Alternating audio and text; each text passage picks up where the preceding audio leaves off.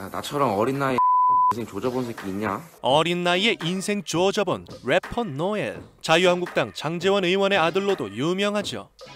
성매매 의혹으로 아빠를 당 대변인 자리에서 물러나게 한 게 2년 전.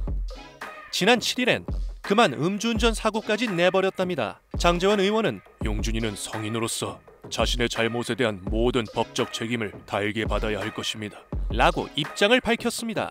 다 큰 어른의 잘못을 아빠가 책임지는 건 좀 이상하지만 불과 며칠 전에 조국 후보자 딸을 비난한 일이 겹쳐 욕을 많이 먹고 있습니다. 만취 상태로 시속 100km를 밟았던 노엘은 어떤 처벌을 받게 될까요? 노엘은 소위 윤창호법에 따라 처벌받게 됩니다.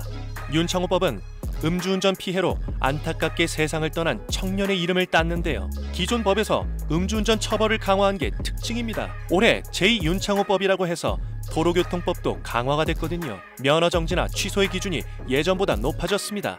사고 당시 노엘의 혈중 알코올 농도는 0.08% 이상 완전히 취한 상태였기 때문에 면허는 취소될 예정입니다.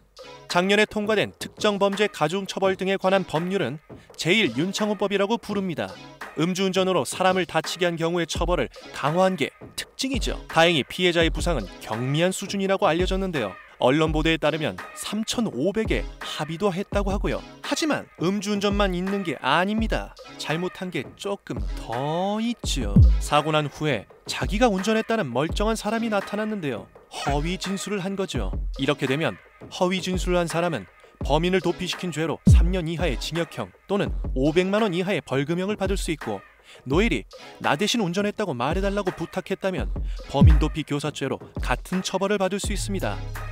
음주도 모자라 경찰을 속이려고 들다니 죄질이 정말 좋지 않죠. 그래서 구속 가능성이 있는데요. 다만 자수했기 때문에 정상 참작될 수 있습니다.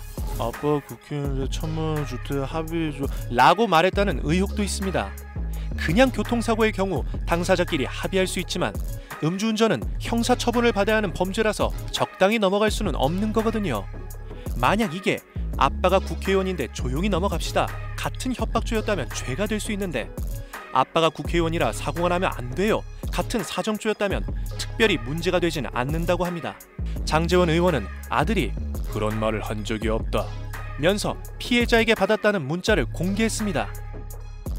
돈을 이용해 사건을 무마하려는 노엘의 플렉스는 이렇게 발휘되는 걸까요?